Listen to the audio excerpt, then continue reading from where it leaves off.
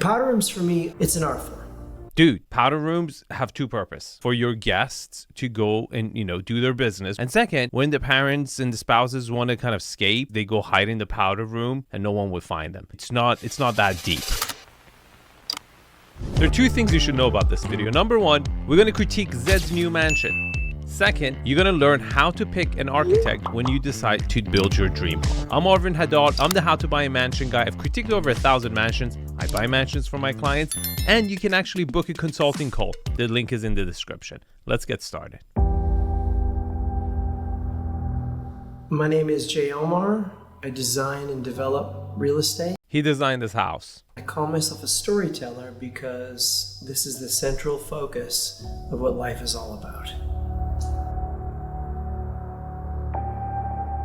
In order to give you an overview of the concept behind Odin, I have to take you to the beginning.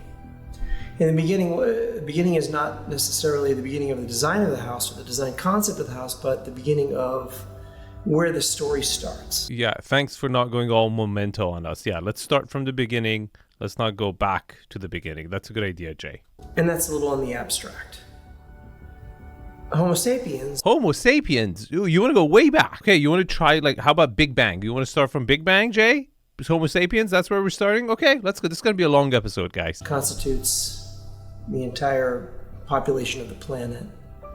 Has a very unique distinction from the other hominids that have, are our predecessors.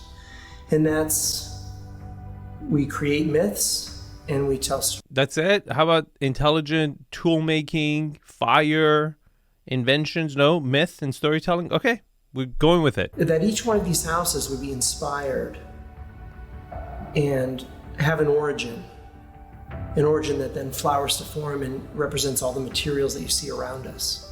I wanted to bring in Scandinavian design into my signature contemporary farmhouse palette. Okay, so far, there's no innovations I've seen on the exterior of the property. Okay, the facade is very fresh. This modern contemporary farmhouse is in. But I would argue this is a little bit, I guess he wants to call it his signature style. It's a contemporary house. You see the box in the middle, and then there's modern farmhouses attached to the contemporary house. So it's kind of like a contemporary parentheses modern farmhouse. It's very fresh, but it looks good optically right now. It's in, but I don't see this as any type of innovation so far. Okay, this has been around. People have been doing this style for a while. Looks good, very sellable, but not an innovation. After doing a bit of a deep dive into Scandinavian culture and history, I came up with the god Odin. I never thought when I moved to this country at one point I would be translating English to you guys, but this is a huge moment for me. I'm really proud of myself. What you gotta understand is really high-level architects are a little out there. They kind of view themselves as artists, but tormented artists. Why? Because artists just, do a drawing, a sculpture, they sell it. But with architecture, it's expensive. You can't just design a house and build it yourself. You need a customer. And to have a customer, they have their own needs. So this person who's very artistic, right, and has a lot of strong opinions and hopefully good experience, is trying to do an experience and a artistic expression of his style, but then he has this customer that pays the bills that he has to deal with. So most these architects are tormented people with a lot of PTSD, and Jay is no exception. He probably has more than anyone I've seen. So he's out there, but hang with him, and I'm going to critique him. I'm not going to give him an easy pass. At first blush, he's a bit of a war hero. He welcomes the warriors to Valhalla. He rules over that realm. But after a little bit of research, he reveals another side of his personality, which is a little bit more sensitive, a little bit more intuitive, being interested in poetry, being interested in literature. And so there was an incredible juxtaposition there and a balance. That understanding applied itself to all the areas at Odin. So basically, you didn't really need Odin. Like all humans have, multiple aspects and dynamics to their personality, right? We didn't need the Viking gods to get inspired here. But again, going back to architects, for them and an artist, imagine a painter that all the work that he gets are customer demands. They will be tormented because you feel trapped. You can't express yourself, right? So they go very far, like mentally, right? To tickle themselves so they can actually do the job, right? Because they kind of feel like mercenaries. You get it? Like it's difficult for them. They basically have to get kinky to get off. That's what he's doing, and he's very successful. He's done some outstanding homes. Some are questionable, but some really good ones that I like too. And he's executed them well, and most of them sell fairly quickly. So he's got to go through the story process to get himself going. But I really like the way he actually comes in. So if you actually kind of listen to the core philosophy of his design, it's pretty solid.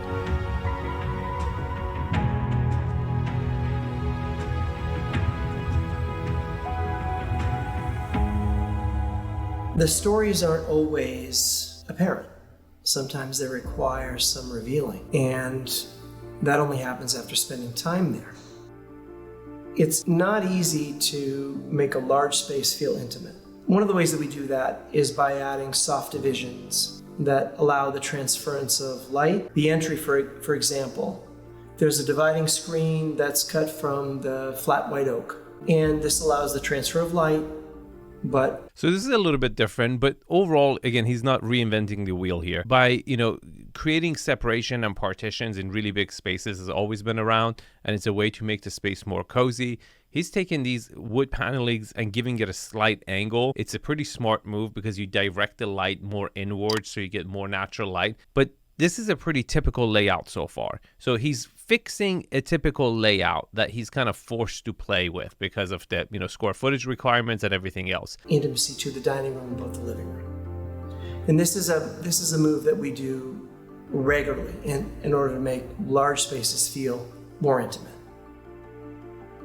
In this case, in the case of Odin, each and every room is meant to embrace its occupants. So that's super important. Basically, he's trying to keep the energy in. And you don't need to put a wall, you can put a partition. If you look at actually where he is giving an interview, on one of the walls is those wood panelings to the front door, and the other one is kind of a cabinet casing that separates formal living space to the staircase. Good philosophy, good way of approaching it. And if you pay attention to the smallest of details, the details that your end user will interact with, they'll touch, they'll feel, they'll see, they'll smell. If you control those details, the larger macro picture will fall into place. I have to add something to that. That is true. However, after making every small decision, you do have to zoom out and see how that plays out in the whole picture. Powder rooms for me they're loosely differentiated from painting on the wall. It's an art form. Dude, powder rooms have two purposes. For your guests to go and, do their business, relieve themselves. And second, when the parents and the spouses want to kind of escape from their, other spouse and the kids, they go hide in the powder room and get on their phone for like half an hour trying to get their stuff done, and no one would find them. We don't go there to have a spiritual experience, kind of a like come to Jesus moment in the powder room. It's not that deep. In this case, I scoured historical information to try to find a poetic passage from the Vikings that resonated with the house. That passage is cut into the surface of the sink and creates the drain opportunity. The rest of the space, the 200-year-old beams. I really like these 200-old beams. Remember these? I'm going to come back to it. There's no mirror in my powder room, which has drawn ire from my critics. When you enter that powder room, you look at the sink, you look at the walls, you look at the beams. If the focus is still on yourself, then I've missed the mark. Jay, we don't go to the powder room to have a spiritual awakening, man. This is what I'm telling you, Tormented. I'm speculating here, but this is probably what happened. He was designing a property for one of his developers back in the day when he wasn't so famous. And he just got into an argument with the, contractor over a powder room and made a subconscious decision to not put any mirrors there. And he's just stuck with it. But yeah, for a very famous named architect to, pick this battle over a mirror in a powder room is really silly. Jay, what are you thinking? Like, guests are going to come. They're going to go to the powder room. They're not going to see a mirror. They're going to come back to the kitchen and look at the stainless steel appliances and like try to kind of clean their teeth. You got to put a mirror. We're not going there to have a, aha moment. Kitchens are critical to the success of a home. They're where most of the people, most of the occupants or visitors are going to spend their time. In the case of Odin, we collaborated with Molteni, one of the finest kitchen makers in Italy. I love this kitchen. Double island. And again, this simplicity of material and reuse of the same material and not introducing too many materials is brilliant. I love that window that opens up to the dining room. Overall, beautiful kitchen. Very good use of space, great flow, and good scale. The cooking, of course, is facing the entire environment as opposed to facing a wall and disassociated with the people that are going to be eating the food. It's important that social connection is made. Again, he hasn't invented this concept, but it's brilliantly executed, especially when you have a double island. Behind the second island, your guests are sitting down. On the main island, you're cooking. There's a separation. There's kind of a stage set up. Overall, beautiful execution. I completely agree. It's better to face out, especially with, the demographic who will buy this house. Food is very, very important. Bringing chefs to your house to cook for you, and you want to interact with them. You want your guests to interact with the chef and see him, watch him. I think that's like half of enjoying the food, watching the chef actually cook. Brilliant. Where people sit, enjoy the fruits of the chef, and are able to engage. The materiality within the kitchen is both beautiful and durable, which is supportive of the overarching theme within Odin, beauty and purpose. Was it beauty and purpose? I thought it was like, hero, leader, and poetry. Again, he's trying to make it work. He's trying to, tickle his own belly to do it. Whatever works for you, man. Whatever floats your boat to get your job done, good for you. Odin is approximately 18,000 square feet. It's a big house by any standards. Each space within the larger space, as I mentioned before, is soft divided into a more intimate space. And the dining room is a perfect example of that. Separated from the formal entry by a floor-to-ceiling wood screen, and at the rear, a wine cellar. So your viewpoint is 12 feet of flat cut oak, and to the back, a wine display. So I hate the wine room. I think it's completely out of place. Introducing iron, stainless steel, kind of this industrial looking wine cellar that separates the flow of the formal living space and the opening to the kitchen is completely a buzzkill. I don't see him pushing the envelope over here. I would have liked to think and seen what would have the Vikings, right? What would have Odin, if he had a wine cellar, what would it have looked like? And I don't agree with the opening. I think if it had a better flow from that window to the dining room would have been way better. This way you have to come out, go around the wine cellar to get to the other side. I would have liked to seen a better flow than that. Outside of the dining room is a water feature. In these rooms, I add water on the exterior portion of these areas specifically so that you can experience the refraction of light and water across the ceiling and walls of the room, which I've always found to be very calming and has captivated me since I started in design. Odin has a particularly beautiful staircase. He turned around and looked at it like it's his wife or something. This guy really thinks Odin is alive. The fact that it's a monopoint staircase, meaning a steel stretcher.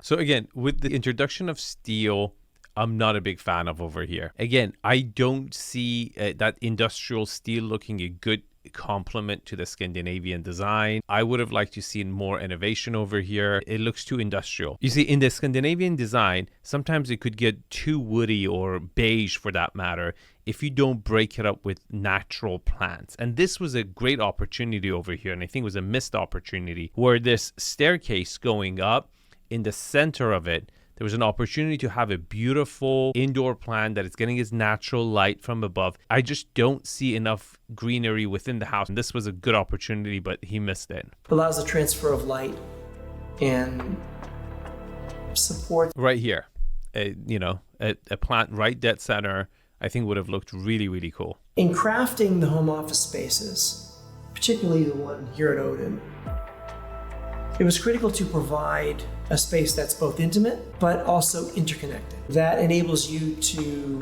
do everything you need to do at the office that you used to drive to, bringing that all home. And that you also are able to be insulated, but also still connected to the greater environment. I completely disagree with that. An office, for any serious office where you want to get work done for a family, and this is particularly a family house. Again, Zedd bought it, which I don't think he's married, but it's a family house. You definitely want major separation. Putting the office in the middle of the property where it's visible from every single angle to your wife, to your kids, to your spouse, maids and nannies and noise. It's just not an ideal place. To me, that's a really good spot to put a, pool table. As you traverse the study, the gym, and the spa, you'll notice that the beams travel. You see, again, he's gone back to that kind of standard wood beams that you would see. I really think if he's would have explored, that angle of what would Viking home would actually look like those natural wood that he brought, very gray.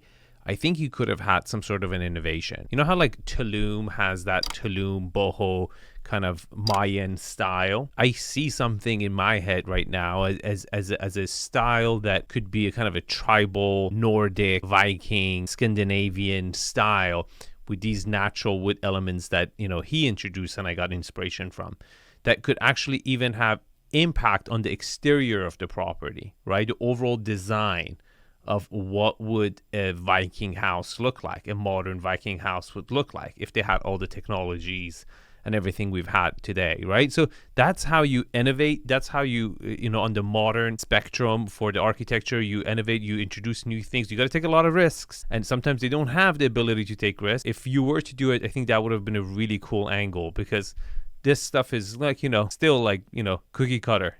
These are light spaces. These are spaces with life. The use of materials. I love the dry sauna. I love the steam sauna. Amazing. Again, all these ultra high-end houses need to have both and a cold plunge, which this property does. This house executed very well done. I was in a luxury resort, and they had a fantastic spa, and they had a fantastic gym, and they had amenities, and obviously the goal of those places is to keep you there. And so look at this. There's a little separation from the living room with this wall. It has a shower, cold plunge, hot plunge, and then that's the pool house, guest house, but it also functions as a pool house with a kitchenette, and there's a bedroom there. Perfect. We have real design and real quality. See, this is the natural wood I'm telling you about. This is really cool. This is the palette. This is the sample you could take inspiration from to create that Viking structure or interior that could really move the needle forward in that modern design, or even have a unique style of yourself, right, as an architect. And I've spent my life, I've shaved, I'm fairly certain, I don't have any medical evidence, but I'm fairly certain I've shaved years off my life with stress in order to execute these things. With a group of people that are, generally speaking, by nature, they are diametrically opposed to my goals. They want to get in, they want to get out. This is construction. And here I come, slow everybody down. Let's focus on the micro universe. Now you're thinking, Arvin, maybe he's microdosing. No, dude, this is just scar tissue. I'm telling you, architects are artists, okay? And they have to deal with business people. Every work they do is commissioned, right? They don't do freestyle drawings, and they could do drawings, but it never gets built. Then it's just they've never really done the work, right? Actually building the structure gives longevity of their design. And now you're thinking, Arvin, would you actually recommend this guy? I'll tell you at the end of the video. The primary suite at Odin is the juxtaposition between volume and scale and intimacy. Upon entering, you have a vaulted ceiling clad in aromatic cedar. This is touching on the central theme of Odin, materiality. Beyond that space, you have a sitting area, 2 bathrooms, 2 closets. Sitting area has a lower ceiling. Okay, I disagree with him. Just because your seating area is a little bit intimate and lower ceiling, you haven't created an intimate location. Overall, I would not describe the entire of the primary suite as an intimate setting. It's warm for how big it is, but I wouldn't call it intimate. The natural materials, the open grain woods, convey a sense of warmth absolutely influences the natural light within the space, as do the plaster walls, which have a swayed effect. What's hard to convey in these spaces is that my central focus in any given area is to captivate you emotionally. When I design a space, it's not just a question of how's this going to look. Anybody can do that. There's no magic there. How is this going to make you feel is what I'm interested in. See, this is where his core philosophy comes in, which I completely agree with, okay? Look, I wouldn't necessarily want to have a drink with this guy, but as far as I much rather hire an architect whose design philosophy is always goes back to the experience of the individual. And you're like, Arvin, that's evident. All architects should do that. No. That's where you got wrong. There is plenty of architects that have egos bigger than this guy, right? And really believe their designs are so good that individuals should be dictated to follow their living experience that is defined by the architect, so this guy could get his picture of the design on his website, right? To make a statement, right? When none of the designs are actually livable. There's plenty of architects that way. So I like his design philosophy. I would recommend him, but with one very, very important clause that I will share with you guys at the end of the video. Otherwise, I wouldn't, okay? So listen up. The glorious playground of human emotion. How are you going to respond to the space? Does it trigger something within you? Does it recall a memory? How does it make you feel? This to me is the pinnacle of design. All right, let's talk about the back here. A couple of things. Great grass space, good balance between a flat yard and a swimming pool. A very clean indoor-outdoor flow is there, and a good shape lot. Like, it's not too long, it's not too wide. It's kind of a perfect square. Now, pay attention. The property is actually perched up. There's a private driveway that comes in, wraps around a sport court, which is in the front yard. They don't barely show it in this video, but there's a sport court in the front. There's kind of like a pickleball / basketball court in the front of the property. Overall, great balance between indoor space and outdoor space. I don't just design the spaces and then hand them to somebody else to execute. He moves in with you.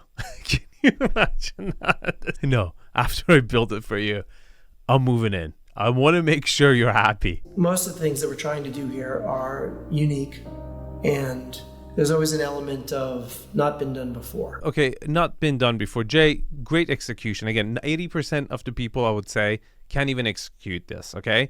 But I don't see innovation in design, in material use, in architectural facade design, architectural outdoor design, and interior design that is groundbreaking. There maybe never been done a combination of these materials in the same setting, in the same property, but none that I would say has moved the envelope forward, just to be clear. I'm an emotional person. I filter things, stimulus through my set of emotions. That's a good thing and a bad thing. It allows me to imagine spaces like this and to forecast, as I said before, how you're going to feel when you enter the space. Again, I agree with his philosophy. He's an interesting fella. He definitely has the right approach, and you can see it in his work, right? He cares. Live edge oak, white oak slab, which looks at first glance to be immovable, that you're able to slide in order to reveal the space inside.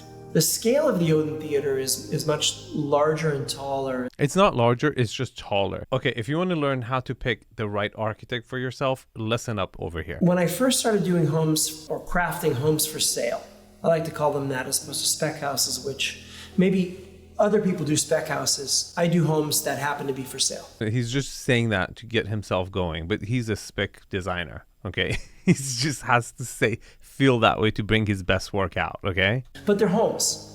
That's the differentiating factor. The other ones are homes too. It's obviously a business, and you have to pay attention to what you spend in business in order to survive. Most of the developers I worked with early in my career looked for places to cut, and the common place to cut was the ancillary bedrooms and bathrooms.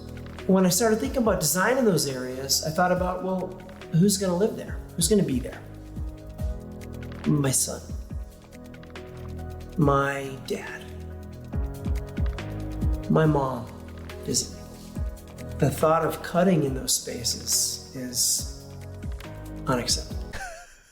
This is exactly where you should cut, by the way. Okay, as for if you're trying to run a business and be profitable so you could hire him again to do another project, if you have a budget constraint, cutting on, second, third, fourth bedrooms is exactly the way you should do it.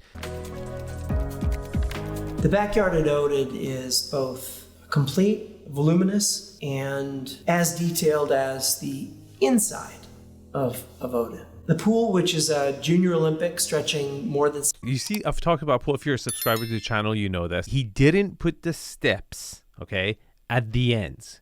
Why? Because he thought about people who would want to do laps in the pool or encourage them to do laps in the pool. That's what I like about him. He's really thinking about how is this pool going to be used. He gives steps at the parts that you should, where you actually have steps to enter the pool from a vast area. And he incorporated a sunken fire pit. But the lap area, one person, maybe even two people, can easily lap this pool at the same time. Very few people get this right. This guy did, and I appreciate it. The fire pit itself is a 4,500-pound boulder that took us 9 hours to set. In fact, at one point, coming through the house, it almost fell through the entryway into the basement because of the weight. These are the types of things that we do that others shy away from. These are things that I think set us apart. We're willing to take that journey. Jay, every other developer will also pick it up and move it there, and they're just not going to put the freaking stone in the middle of the entryway. You see what I'm saying? There's an element of stubbornness, just being difficult or anal with some architects. And again, this comes to play, when you're hiring an architect. So we're going to talk about that. Legacy is an interesting proposition. You have a market that has requirements and demands. We're in business, so you have to meet those demands. But out beyond that, my commitment to quality, to innovation, to poetry supersedes my allegiance to market conditions. And I believe that that truth will stand the test of time and communicate a sense of timelessness within my projects. Initially, when I started doing design work, I was eager to please. I wanted to hear what you needed. I wanted to interpret that, and I wanted to make you happy. Nobody is captivated by your work when you're eager to please. When you capture your own vision and you walk a mile over hot coals in order to deliver it, this is when people start to respect your work. Now, my approach has evolved into understanding the space, understanding the environment, understanding what's going to happen there. And the absolute most important thing, how is it that the people that come here, when they behold the space, when they experience it, when they touch it, how are they going to feel? And this has become my singular focus. Okay, so when it comes to picking your architect, there's two things that happen that you have to pay very close attention to. One, you have to first go to their website. You look at their photos, you look at their past work, and you see if you like the aesthetics, the vibe, the energy of that. But the second part is way more important. When you're actually interviewing the architect. And the most important part of that interview process is the questions they ask you about what you want and what you need and how they respond to you. Some architects are so stuck in their own way, they won't even ask you the right questions to know your requirements. They look at the land and they want to create a masterpiece for their website. This guy, to me, it seems like he's all about the user experience, which for me, I would hire him, because it's exactly in line with how I feel. But having said that, I already know if I hire this guy, I'm going to have little say in the project and I have to accept it. So don't hire an architect that you're going to limit. And the key point, and this goes almost with every other profession, including real estate agents, hire the person that you trust. By giving them that trust and not controlling them, you actually empower them to work even harder for you. Now, I have a consulting service where I can help you interview an architect, monitor their work. I can help interview a real estate agent for you, monitor their work, negotiations, inspections. The link is in the description, and I think it's a pretty fair deal. Now, if you like this video, you would definitely like this one. I'll see you guys in the comments, and thank you for watching.